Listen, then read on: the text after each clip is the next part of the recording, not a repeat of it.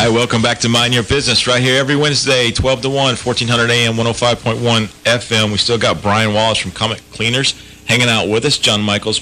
And on the phone, we've got Stephen Meadows, author. Hey, Stephen, you still with us, right? I'm here. Awesome. All right, so talk about the process, and we want to talk about the book some more. Talk about the process of how are you able to put all this down into a book, make it flow to where somebody that can read it can really pull something out of it. Well, it all started probably over a year ago. I was actually sitting at coffee with someone, a new financial advisor person who had cold called me and said, "Hey, let's get together for coffee." I don't need financial services. I got more insurance than anyone ever needs, and my money's in good hands. But I said, yeah, I'll meet with you. Sure, let's talk. And, I felt sort of bad for him because he really just had no idea what he was doing as far as networking goes. And so we basically sat the entire time talking about, this is how you build business. I spoke to him from basically a vendor standpoint, that networking, like, these are the people you want to go after, and these are the things you want to do for them. Don't just go after the business, go after who they know and try to build that relationship. And I left there thinking, I have a lot of information I can give people. And so I was talking to my friend Lauren over at Coldwell Banker one day, and I said, I should write a book. I was kidding at the time, half joking.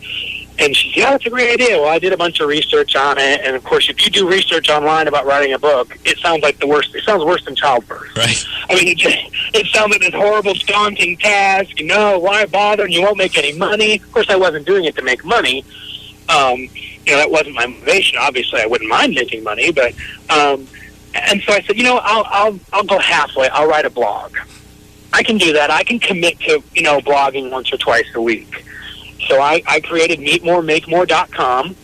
Lauren actually helped me come up with the name and everything too. We bounced ideas off one another, and I started started a networking blog. And you can tell by reading the blog what mood I was in when I was writing my blog post. Like, oh, he had a rough week, or oh, he must have made some great sales. But just different topics that I thought would be helpful. Like, if someone was in my shoes, what advice would I want to give them? And I made sure that it was very easy to understand. I wrote the blog like I like to read a blog, which is I want chapter headings, I want paragraph headings. I want to know what the information is. If you just give me a page-long paragraph, I won't read it. I want broken up, and I want subheadings so I can grab the little nuggets and see which part I want to actually read. Yeah, that's why. I love Twitter. I love Twitter more than anything because you can only put so many, characters in there, and you don't have to listen to everybody else. You got to put what's important. That's it. Absolutely. And so then I met with Tim Davis, who is a local real estate, I'll call him a celebrity. He's big into branding and things like that. He calls himself the marketing evangelist. And we were having lunch one day, and he's written several books. And so I said, tell me about the process. And he said, oh, it's really not that hard, and you basically have your book written already if you have a blog. I went home that weekend, and I would say 60 to 70% of the book I compiled in a weekend, basically copying and pasting from my blog posts that I had kept on a master sheet. And then I added to them, I rearranged them, I took some stuff out, augmented in other places. Then I did the interviews. I decided about 3/4 of the way through the project that I wanted to get outside perspective. I didn't want the book just to be Stephen's tips on networking. And so I reached out to people around the country that I thought would have something to say. There's some local people, and then there's some nationally known speakers. Jackie Leavenworth, she's a real estate coach and instructor. She's a superstar as far as I'm concerned. She's in the book. A couple of vice presidents from my company who are amazing at that kind of thing. And then it all just kind of came together, and the editing process was grueling, I'll admit, but it really came together pretty easily. Well, let me ask you this: talk about because Lauren, talk about her contribution and her part of the book, and how do you piece that together? So basically, I came up with questions that I thought that networkers would want to know. If I was a new networker, what questions would I have to ask people? Like, what are your top 2 or 3 networking activities, or what's the biggest faux pas you ever made in a social situation, and how did you recover?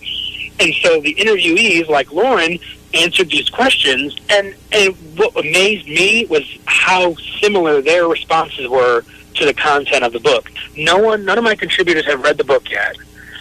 Yet all their responses fell right in line with what I was saying. And so for me, it was just a personal victory, because it was, I'm actually right. I mean, what I have to say is valid. But then it also gives them a different perspective. The whole chapter is called "Don't Take My Word for It."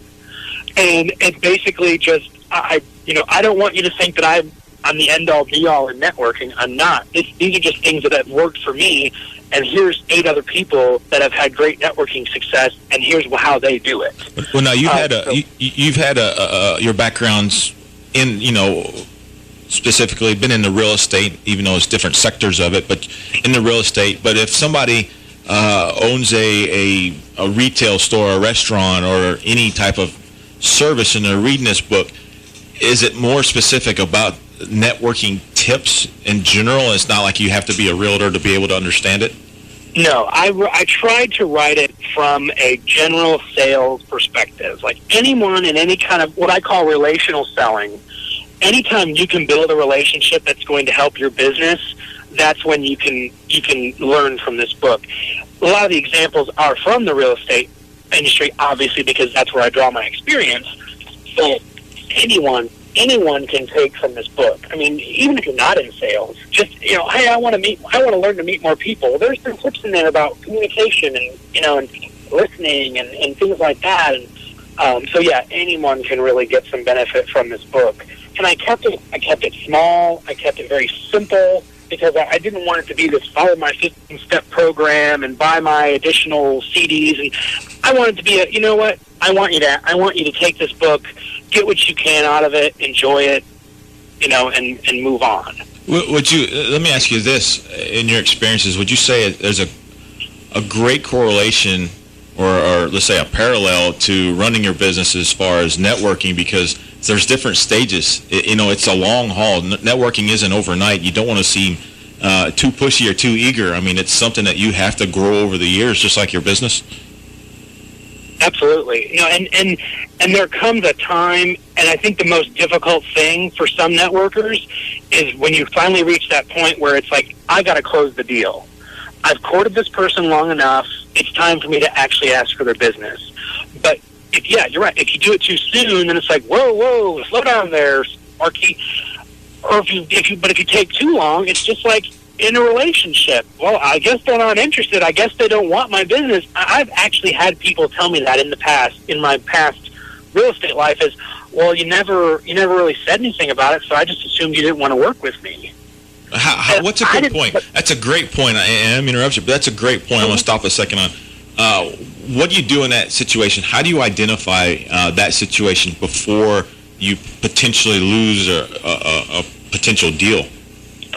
That's where the art of subtlety can really come to your aid.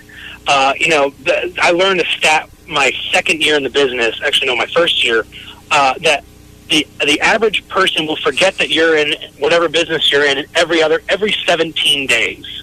They will forget what you do for a living, typically. Like, not your friends, obviously, but I can't tell you how many times when I was growing, I was in my early 20s selling real estate. I would go to church and find out that someone that have seen every day for my whole life, every Sunday for my entire life, just sold their house with a competitor. Oh, well, I didn't see you that way. I mean, I didn't think of you like that. Right. Really? I mean, are you kidding me? So it takes a long time to get over something like that, and it's a hard lesson to learn. I think everyone should learn it. I think everyone should go through that heartbreak.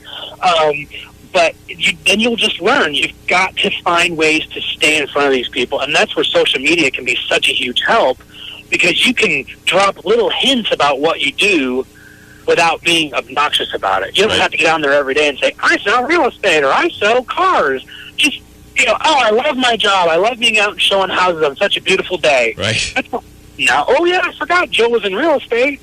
Right. So you can be subtle and still get your point across. Right. Well, that's awesome. Well, I tell you what, it's good stuff. I definitely got to have you back on and hear more about the book.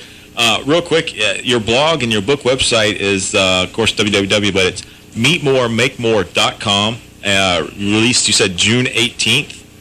Yeah, the Clarksville, the book officially releases June 1st.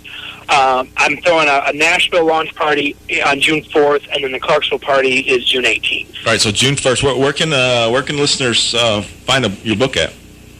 It'll be on Amazon. And, of course, it's also going to be, information will be available on the Meet More, Make More site, as well as CronusMediaVentures.com, which is harder for people to remember. So just choose Meet More, Make More. It all connects. And it'll be on Amazon and all that good stuff. And then, of course, any of my realtor friends out there, they know they can order directly from me, and I'll bring an autographed copy to their office. So, it'll be out there. You'll be able to find it. Very cool. Well, Stephen, I appreciate it. And now I have to say Stephen Meadows, author. How's that feel? Stephen Meadows, author. Meet More, Make More. Turn your network into net worth. It sounds like there's great tips. Looking forward to it. And I'll be at your party here in Clarksville, so I'm excited about that. I look forward to it. Absolutely. So thank you very much for calling in. I really do appreciate it. I know you're busy. But again, thank you to all our sponsors, Keystone Realty and Property Management, SWBC Mortgage. Thanks, Brian Wallace. Comet Cleaners coming in. Excellent job. John Michaels, thank you. Of course, most of all, thank you for spending your lunch hour with us. Remember, when growing your network, remember, success in business is not only finding the right person, but also becoming the right person. I'm your host, Joel Butcher, along with everybody here at WJZM. We will talk to you next week. Until then, go mind your business.